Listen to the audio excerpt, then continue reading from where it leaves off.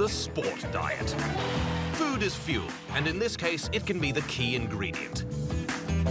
For an athlete to be the creme de la creme, then it's not just hours upon hours of training and a skill set that will get you there.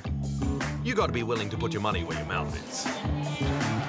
And in this case, it doesn't matter whether you're low carb, low fat, or even on the extreme high calorie diet, as long as the recipe is right for you and your game. With nutrition being important for success, eventually no athlete can hide their food habits from the truth.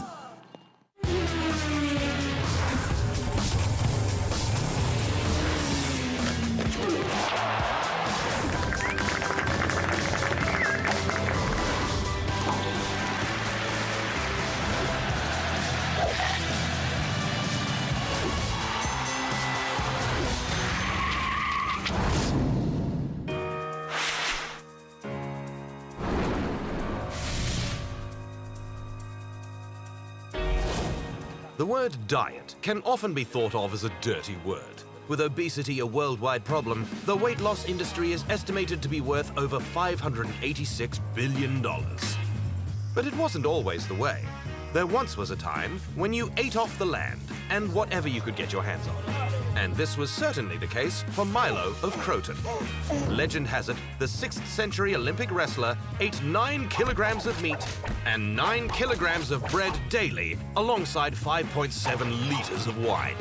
Once fed, he trained by walking through town carrying a calf until it had grown into a cow. Greek mythology aside, the fact of the matter is that athletes have considered their diet as a key part of their victories from the get-go. Take Great Britain's boxing squad. As London 2012 approached, they hired specialists at Soulmates Food to analyze nutrition research in order to reach peak performance. And seeing as Team GB took home 5 Olympic boxing medals, 3 of those gold, you could say they nailed it. Trying to make the things that you like healthy. So like the meatballs, we changed to turkey as opposed to mince. So it's a lot leaner, good source of beta-amine. We're also, in there we've got celery, anything there to pack it out really. And a man that is known for keeping it lean is Michael Phelps. Although he may say that in the good old days, when it came to his diet, he had it easy. Back then I was eating all fast food, any fast food, it didn't matter. I was at that age, I could eat anything and it would be burnt off instantly. So now it's just always paying attention of what I'm putting into my body. After his Beijing success, which included 7 world records and earned the man a total of 14 Olympic gold medals, Phelps let slip that his daily diet included a 5-egg omelette, pasta, and pizza. So when news got out that Phelps was putting 12,000 calories into his body per day, the story went gangbusters, including a comedy sketch on the TV program Saturday Night Live, which the American swimmer starred in. Although Phelps eventually squashed the story, saying it was just a myth. Either way, whatever he's doing, he shouldn't stop. He is the most decorated Olympic medalist in history and will be for an extremely long time. As Rio 2016 approached, his medal count was at 22. There's no denying that whatever Phelps is serving up, we'll take it. Coming up, the secret to his speed.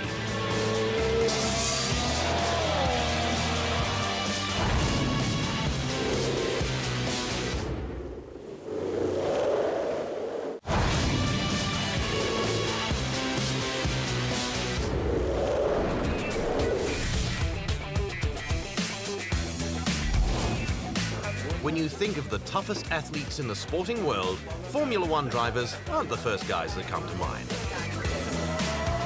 But forces of up to 5G in corners and under braking, extreme cockpit temperatures of up to 55 degrees Celsius when competing, and racing at up to 360 kilometers per hour requires elite fitness.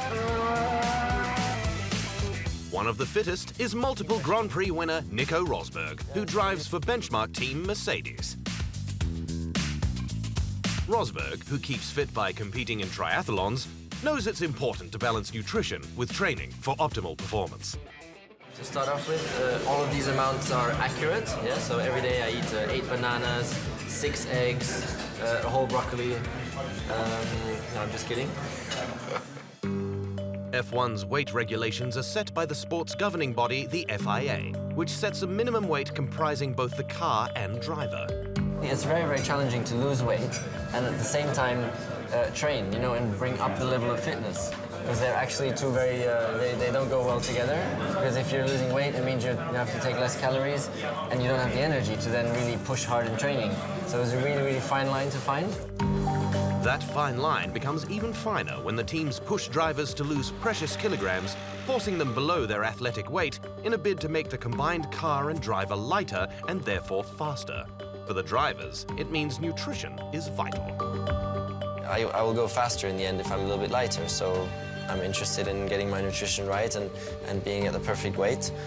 So I've really studied nutrition, and I know a lot about it now, and I enjoy it. I enjoy the whole subject, and I enjoy eating healthy foods. I even have my own bio-veggie garden at home, and Vivian, my wife, is a great cook. However, some drivers aren't so lucky, with a taller frame that not only puts them at a disadvantage, but requires them to eat very little in order to lose weight. As a result, many drivers have called on the FIA to raise the minimum weight. Be more happy than working with gentlemen. During the 2014 season, the minimum weight was set at 690 kilograms. But from 2015, this increased to 702 kilograms, a move applauded by a number of drivers, including Rosberg. Last winter, because of the regulation change, we had to be really, really light. So the team put me on a sort of a diet, and so I had to lose like 5 kilos, which it was really not so good because it was below optimum that I had to go. You know, I was really pushing things. And then through the season, I put on another kilo or so, which felt much more healthy. It was a win for Rosberg, who took that revitalized health to the track, where he continued to race at the front with teammate Lewis Hamilton as part of the famous Silver Arrows. And there's another driver who knows what it takes to rule the road.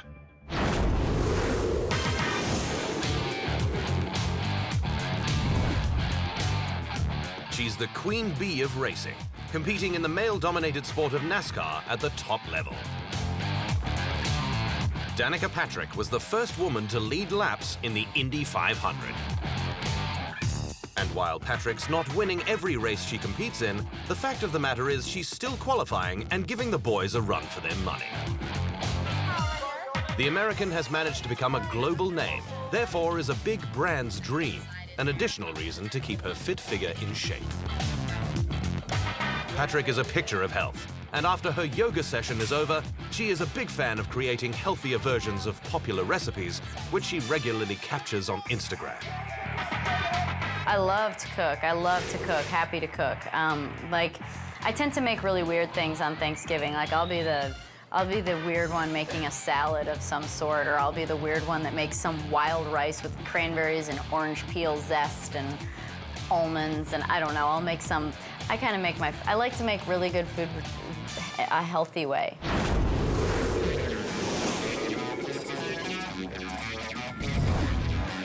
Multiple NFL Defensive Player of the Year awardee, J.J. Watt has a secret to his success.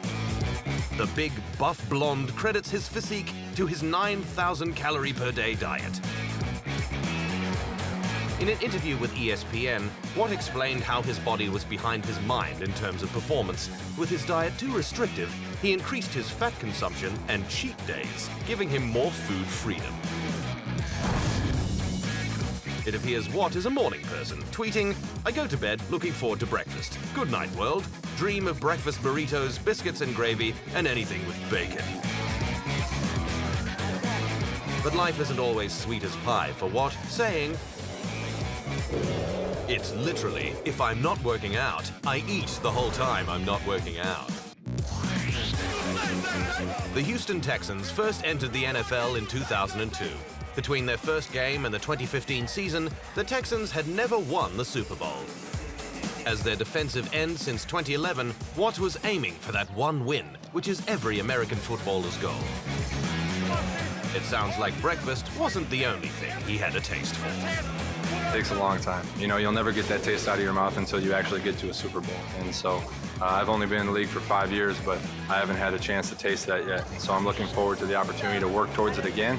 And that's why I'll never go until I play, because it's that bit of motivation that you're not going to go until you make it yourself. And when Watt's not tackling his opposing quarterbacks, he's aiming for the ladies, being linked to tennis pro Caroline Wozniacki and actress Kate Hudson.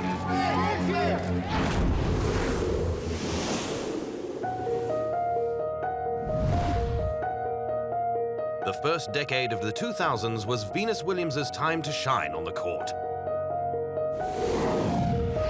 From the year 2000 to 2010, she won 7 Grand Slam singles, 10 Grand Slam doubles, and the first 3 of her 4 Olympic gold medals. But behind all that success was a girl who was silently struggling. In 2011, her tennis career came to a halt when she was diagnosed with the autoimmune disease Sjogren's syndrome, where one's immune system attacks the tear and salivary glands, impacting your energy levels while causing pain. Biggest challenge? I think just learning how to live with this. It's different. I have a lot to learn still. And learn how to just learning. So I think that's my biggest challenge, and I learn a lot every week, especially having to play professional sports. So that's a challenge, just learn to live. So Venus cleaned up her diet and went vegan, or cheagan, simply put, cheating vegan, prioritizing the raw food diet and avoiding animal matter at all costs. And the woman behind the cheagan diet was chef Lauren von der Poel, who prepares the food for the tennis star while making sure Venus eats the correct fuel for optimal performance. This includes wheatgrass shots, fresh juices, and most importantly, plenty of vegetables. Venus finds protein from vegetarian fare such as beans and quinoa. But from time to time, she does loosen the reins. You know, I was a good cook back in the day. I cooked meat though, and now I don't eat as much meat, so now I'm like, what do I cook? But I could have a chance if I would get in the kitchen. I've fallen off badly, so now, you know, my flavors are probably not so good. And while she may not be breaking the records her sister is, she's still competing on the tour and even made it back into the top 10 in 2015. Oh, I already know I can play. That's not a doubt. Like, I know how to play tennis. So everything else is just up in the air, you know? So I can play tennis. In the end, nothing can keep this girl down. Nothing's more fun than tennis and eating, and you put it together, God, it's glory. After the break, they're fighting fit, literally.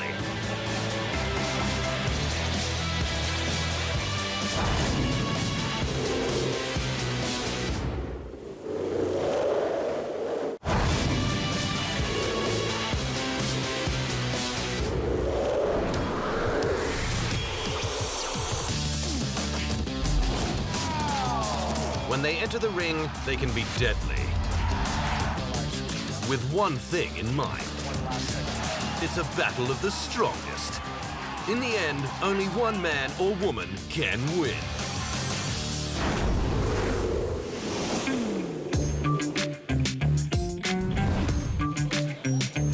Originating in Japan, sumo wrestling is the country's national sport. The aim of the game requires the wrestler to either push their opponent out of the ring or to get any part of their opponent's body, excluding the soles of their feet, to touch the ground. And with no weight restrictions, when it comes to the sumo size, the heavier, the better.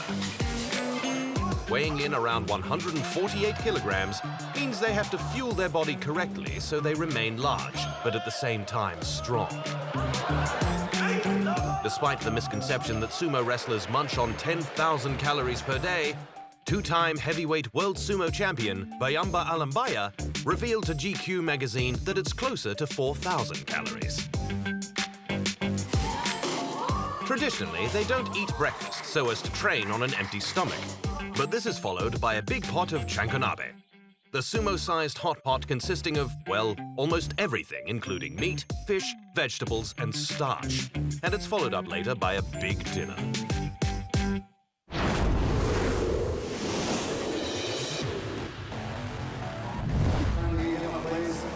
When Floyd the Money Mayweather and Manny Pac-Man Pacquiao faced off in the fight of the century, it wasn't just the fact that Mayweather won or the $300 million the pair earned that hit the headlines. It was what the boxers put into their mouths. It appears Mayweather doesn't hold back when it comes to his chef Kiana Jeffries, whom he has on call 24/7. She revealed to NY Mag that unlike many athletes, the boxer doesn't stick to a schedule. Hence, his staff have to always be at the ready. And that includes a 4 a.m. call for oxtail stew. And while Mayweather has a soft spot for broccoli, he also has one for the candy Twizzlers. Which is very different to his boxing counterpart Pacquiao, who likes to stick to what he knows best. Before I became a boxer, I used to sleep in the street, you know, starving, hungry. Now no longer starving, Pacquiao feasts on traditional Filipino food.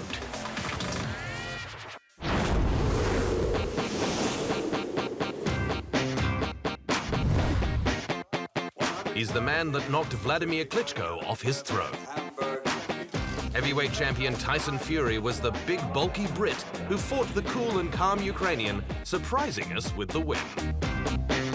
But months later, the man known for eating hedgehog, the animal not the chocolate, had gained a few pounds to say the least. Shame on you, my friend. Shame on you. That fat man beat you. So, you know, a fat man's beaten and relieved him of all his belts. It appears the new world heavyweight champ gained more than that type. Don't take boxing seriously, as you can tell. I don't care about boxing. It's mainly about getting a few quid and putting the food on the table. That's it. You want to see some of that boots later on? You want to see some belly fat? There you go. Can I fight? Yes.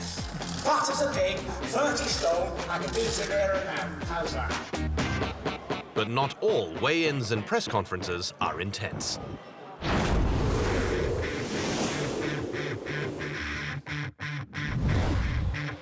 Zhou Shiming could very well be the most successful boxer to come out of China. The flyweights medal stockpile is so large, they probably need to be housed in their own room.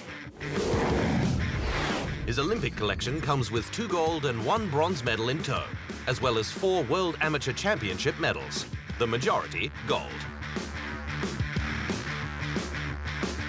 But after his 2012 gold medal win in London, Zhou decided to go pro. The following year, he faced off against the young Mexican Jesus Ortega. And it's not just their weight category that the two share in common. I tried Mexican chili peppers, and I know they are very spicy. I myself come from Suiyang, Zunyi of Guizhou province of China, which is also famous for producing spicy chili peppers, and world champions. So we too have similarities. We both come from places where people like spicy food, and the sport of boxing. So let's all look forward to the fight, and see whose fist is more spicy. Over 300 million fans tuned in to watch the Spice King win.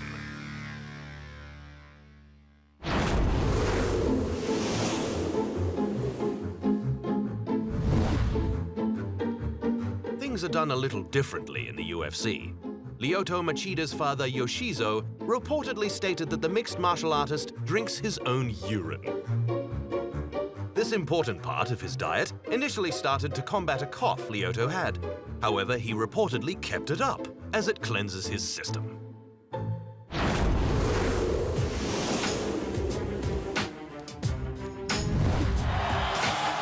With so many weight categories in combat sports, the issue of weight cutting has been brought to the forefront time and time again. The fighters are renowned for starving and dehydrating themselves for that weigh-in, so they are eligible to fight. Ironically, the sport demands skill, pure strength, and muscle to win fights. Weight cutting is all about maximizing the strength to mass ratio, hence you have more muscle but less weight. The quickest and most effective way to do this is via dehydration. Dehydration causes massive risk to the brain, with some fighters being left with severe injuries, which begs the question whether the fighter is taking their sport diet too far. To add insult to injury, between weigh-in and the fight, in just 24 hours, they're allowed to gain as much weight back as they desire. And after the fights, the athletes often gorge themselves silly, including Ronda Rousey, who favors eating up to 50 spicy chicken wings after knocking her opponents out.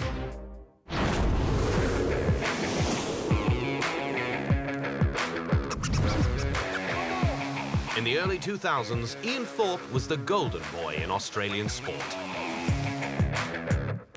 At just 14, he represented his nation at the World Championships and won the 400-meter freestyle 2 years later at the 1998 Worlds. Fully grown with his size 17 feet, he broke records collecting the wins. The land down under idolized him and cheered him on when he brought home a plethora of medals, including 9 at the Olympics, 5 of them gold.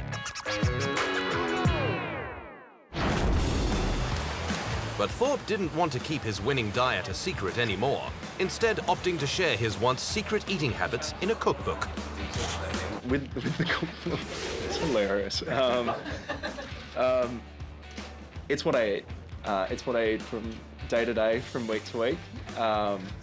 And I wrote the recipes, so I know what's going into my body, and you realize how much more important it is when you start training again.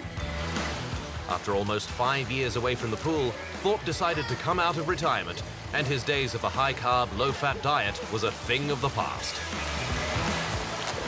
Bad food kind of equals feeling terrible. You notice it, and in returning to sport, you realize, all of these elements, they're all based around recovery. Everything we do is to recover so that we can get the best out of ourselves for the next one. And cooking's one part of it. Unfortunately, the Torpedo couldn't cook his way to more Olympic glory and didn't make it to the 2012 Games. Still to come, why he took a swing past the donut store.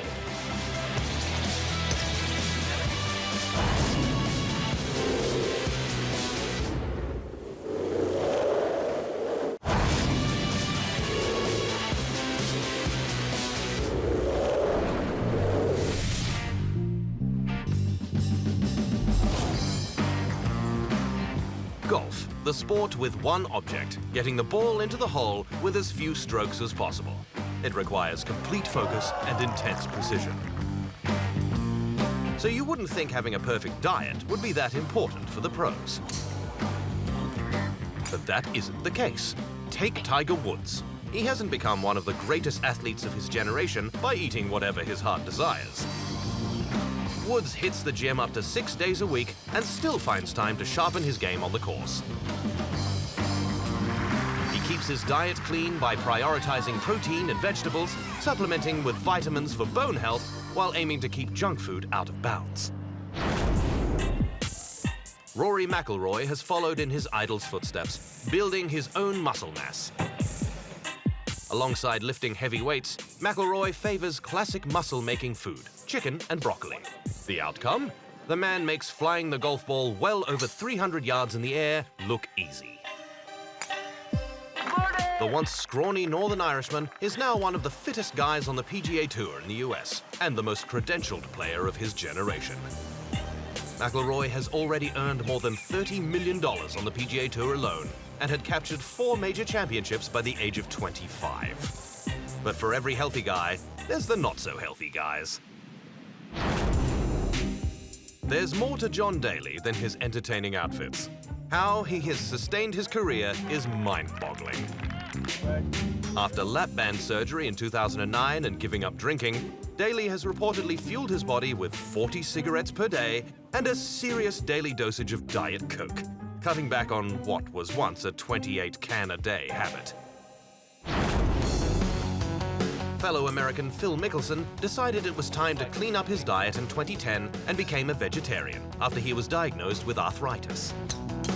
6 years on, although no longer a vegetarian, good nutrition was still a priority for the man known as Lefty. I'm excited, and I've been slowly over the last 4 or 5 years cutting out things in my diet that cause inflammation in my body, and I feel better and better. Before cleaning up his diet, Mickelson gave new meaning to the term breakfast of champions. The day after winning the 2010 Masters at Augusta for the 3rd time, he was caught at the drive-thru of Krispy Kreme donuts. But at least he kept warm in style, wearing the green jacket.